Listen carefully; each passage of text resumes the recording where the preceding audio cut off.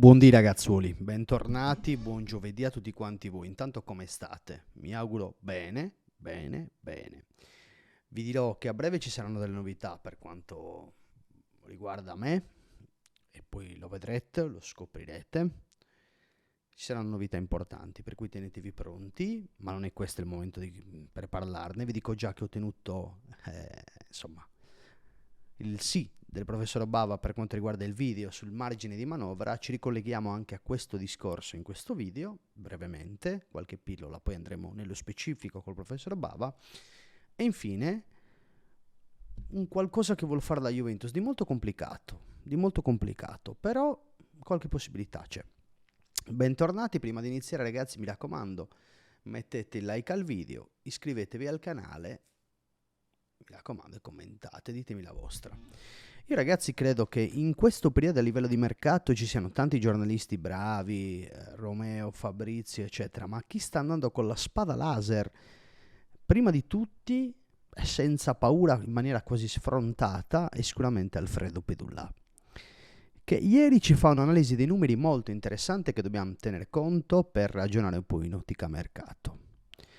Perché la Juventus ha intenzione di incassare tanto e la domanda che tanti si fanno, ma come cazzo fa la Juventus a fare tutto questo mercato? La Juventus ha delle possibilità e del margine e vi ho già detto che bisogna ragionare anche in base a quello che è la parte di plusvalenze che andremo a fare, quindi ci leviamo tutti quei valori residui pesanti magari, poi collegati al costo degli ingaggi, la Juve cercherà di fare un gran risparmio e di ragionare in ottica sostenibilità con i nuovi acquisti.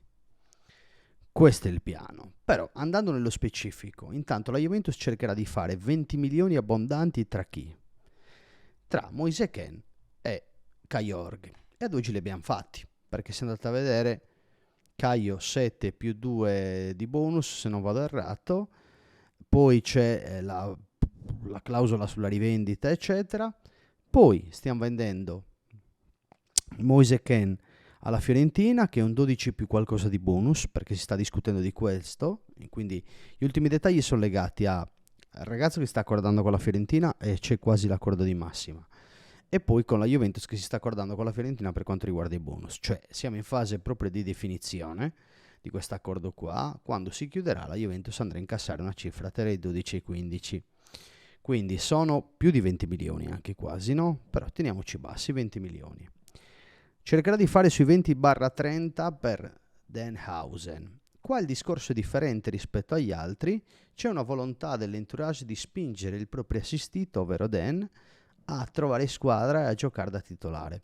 Un po' la mossa che hanno tentato di fare quelli dell'entourage di Hausen proprio in questa sessione di mercato di gennaio che è passata, cioè l'hanno mandato alla Roma perché si era sentito con Mourinho, poi là è cambiato tutto, eccetera. Hausen è rimasto un po' incastrato in realtà dalle scelte poi tattiche di Daniele De Rossi e secondo me saranno interessati a trovare delle squadre. Le proposte secondo me non mancheranno per un giocatore così interessante. Abbiamo sentito in passato l'interesse del Borussia di Dortmund e di altre squadre. Aspettiamo con tranquillità e vediamo poi gli eventuali sviluppi. Ma lui sono abbastanza tranquillo, le offerte arriveranno. Il più richiesto che è Mattias Sule, che potrebbe partire da una cifra superiore ai 40 milioni, perché quello è il prezzo di mercato che ha fissato la Juve. Quindi se andiamo a fare una somma al volo, 40 Sule, 20-30 Denhausen, e poi abbiamo fatto circa 20 da Ken e lo stesso Kajorg. Non metto in conto in tutto questo conteggio ovviamente Ealing e Barrenecea che sono rientrati in un'altra trattativa. E adesso toccano le missioni un po' più complicate. Piazzare Chiesa, eventualmente a 25-30 milioni. Secondo me qualcosa in più si potrebbe anche ottenere se fa un finale di europeo discreto, perché non credo che l'Italia andrà avanti più di tanto. E poi c'è da ragionare su McKennie, 15-20 milioni, la Juventus si accontenta e farà una mini plusvalenza, eccetera. In tutto la Juventus potrebbe guadagnare dai cartellini cash 140 milioni circa. Questo è l'ammontare dei costi dei cartellini, senza fare il discorso del calcolo legato a quelli che sono i costi legati a questi calciatori, che ora la maggior parte sono anche abbastanza bassi come contenuti. Chi pesa forse un po' Chiesa, un po' McKennie, ok? Questo per dirvi che la Juventus margine di manovra ne ha a iosa, e se in questi giorni Giuntoli sta tentando questa mission impossible di piazzare tutta sta gente, ma mission impossible perché? Perché in questo momento la Juventus è parecchio impegnata sui tavoli con le altre squadre per cercare di trovare la quadra a questi giocatori. Mission Impossible per il quantitativo di operazioni da fare in un lasso temporale che comunque non è che sia infinito, per cui c'è da lavorare, c'è da trovare l'interesse, c'è da trovare le quadre tra tutti i protagonisti della trattativa e piazzare tutti questi giocatori. La cosa interessante, ragazzi, è che poi in entrata si sta lavorando sempre su Thuram, si sta ultimando questa trattativa. Thuram vuole fortemente la Juventus, per cui questa secondo me è una trattativa destinata ad andare in porto, ecco, rispetto a quella che vi ho detto ieri, che mi sembrava abbastanza strana, no? Kimmich, che ha un ingaggio elevatissimo, 10 milioni netti a stagione circa, dovrebbe abbassare sicuramente le sue pretese per venire alla Juventus, rientra in una situazione di scambio, non lo so, non credo. È un giocatore forte, di grande esperienza, però secondo me la Juventus andrà su altri profili proprio per il discorso della sostenibilità dei nuovi, perché ragazzi cedere Chiesa perché ha un ingaggio, perché richiede un ingaggio elevato e non vuole rinnovare a quelle che sono le idee della Juventus, per prendere Kimmich e pagarlo di più, non credo che abbia tanto senso, no? In un ruolo in cui hanno individuato altri giocatori che French Thuram essenzialmente, perché nel ruolo di mediana c'è lui. Kimmich può fare il terzino destro, sì, ma vale la pena spendere tutti quei soldi quando hai un Danilo, un Cambiaso? Non lo so, non lo so. Per cui, per quanto riguarda il discorso in entrata, vediamo, ci sono sempre dei contatti tra Juventus e Nizza, vediamo il definirsi di questo affare. Ma la curiosità bella, ragazzi, la Mission Impossible number 2, oltre tutte le cessioni da fare, la missione numero 2 è legata in realtà ad una situazione in entrata. Jadon Sancho, che piace tanto alla Juve.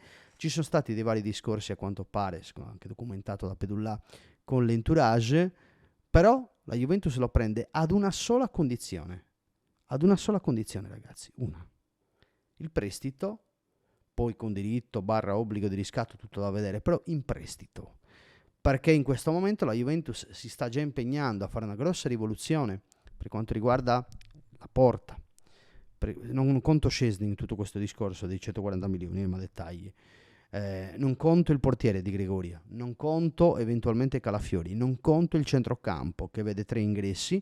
La Juventus secondo me vuole risparmiare qualcosina prendendo un esterno forte, valido, ma in prestito, per cui assicurarsi le prestazioni di questo giocatore con un contratto temporaneo, senza inabissarsi nei casini, eccetera, perché sicuramente dal punto di vista economico vuole anche spalmare quella che è la creazione di questa squadra su 2 anni. Infatti Di Gregorio probabilmente avrà una formula con prestito con diritto di riscatto, cioè con obbligo di riscatto, pardon. Stessa cosa la Juventus vuole tentare con Jadon Sancho. Riuscirà? Su di lui ci sono altre 2 squadre, ma la Juve sicuramente con la vetrina che ha, con il piano di rilancio, con tutti questi giocatori forti, può secondo me solleticare e stuzzicare Jadon Sancho, anche perché Premier non significa per forza bellezza. Faccio una domanda: andreste mai al Chelsea? Foste dei calciatori? Siete dei calciatori? Andate al Chelsea? No, non credo, no? Per cui attenzione anche alle squadre, agli ambienti, eccetera. C'è anche una squadra di Liga, è una squadra di prima fascia, cioè un Barça, un Atletico, un Real o qualcosa più giù. Anche qua.